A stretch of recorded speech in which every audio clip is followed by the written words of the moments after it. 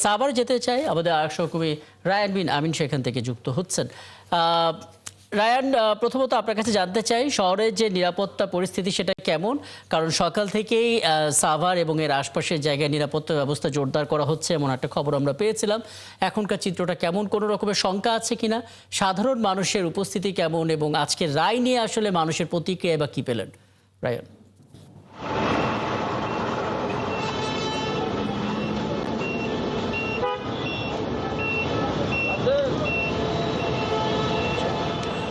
রাকিব, আজকে সকাল থেকেই ঢাকা-রিচা মহাসড়ক, সাভারের যে মহাসড়ক ঢাকা-রিচা মহাসড়কে আমিনবাজার থেকে এখন আমি আছি নবীনগর বাস স্ট্যান্ডে। এখন পর্যন্ত অপ্রীতিকর কোনো ঘটনা এলাকায় ঘটেনি, তবে গতকালকে রাতে দুটি গাড়িতে আগুন দেওয়ার ঘটনা ঘটেছে সাভারে ধামরায় ঢুলিপিঠা বাস স্ট্যান্ডে এবং সাভারে বিরুলিয়া এলাকাতে। আর আইন শৃঙ্খলা পরিস্থিতির কথা যদি বলি, পুলিশের সদস্যরা রাস্তায় নিরাপত্তা পালন করছেন সকাল থেকে। তারা এরকমভাবে গুরুত্বপূর্ণ যে পয়েন্টগুলো আছে, সাভার বাজার bus stand, radio colony, Nabinagar, Jahangirnagar বিশ্ববিদ্যালয়, আমিনবাজার, এরকম বিভিন্ন জায়গায় তারা দায়িত্ব পালন করছে। পাশাপাশি তারা চেকপোস্ট পরিচালনা করছে। চেকপোস্টে কোনো সন্দেহভাজন যদি গাড়ি থাকে বা কাউকে যদি সন্দেহজনক মনে হয় সেখানে তাকে তল্লাশি করে গাড়িগুলো তল্লাশি করা হচ্ছে। জনসাধারণ যারা চলাফেরা করছেন তাদেরকেও তারা জিজ্ঞাসাবাদ করছেন।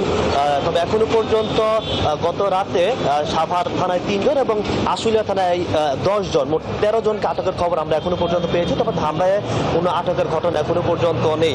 এটা সন্দেহভাজন হিসেবে তাদেরকে আটক করা হয়েছে। পুলিশ বলছে যে তাদেরকে বৈষম্য বিরোধী ছাত্র হত্যা মামলা বা নাশকতার যে মামলাগুলো আছে সেগুলোতে এর মধ্যে কয়েকজনকে তারা 3 জনের খবর আমরা নিশ্চিত হয়েছি যে তারা সরাসরি সম্পৃক্ত ছিল। গতকালকে দুটি আগুনের যে ঘটনা ঘটেছে এই অঞ্চলে, সেখানে তাদের সম্পৃক্ততা পাওয়া গেছে এবং তাদেরকে সে মামলা দেওয়া হবে।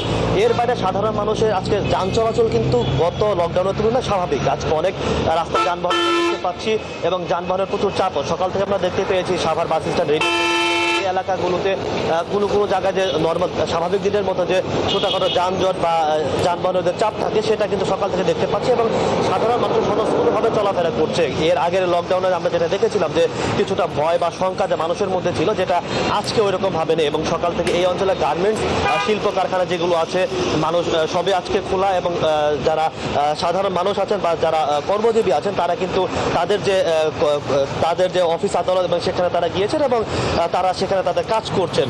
আর প্রশাসনের সাথে আমরা কথা বলেছি, এখনো পর্যন্ত কোনো অপ্রীতিকর ঘটনার খবর আমরা জানতে পারিনি, তারাও এখনো পর্যন্ত আমরা জানাতে পারিনি। পাশাপাশি গুরুত্বপূর্ণ যে পয়েন্টগুলো আছে সেখানে তো পুলিশের সদস্যরা দায়িত্ব পালন করছেন, পাশাপাশি এপিবিএন আছে এবং সাদা পোশাকে নিশ্চিত নিরাপত্তা বলয় বলতে যা বোঝায় সেই ছবিটাই আপনি দেখেছেন। অনেক ধন্যবাদ রায়ান বিন আমিন যুক্ত হওয়ার জন্য। সহকর্মী রায়ান বিন আমিন আমাদের সঙ্গে সাভার থেকে বলছিলেন, আইন শৃঙ্খলা পরিস্থিতির আপডেট আমাদেরকে জানাচ্ছিলেন।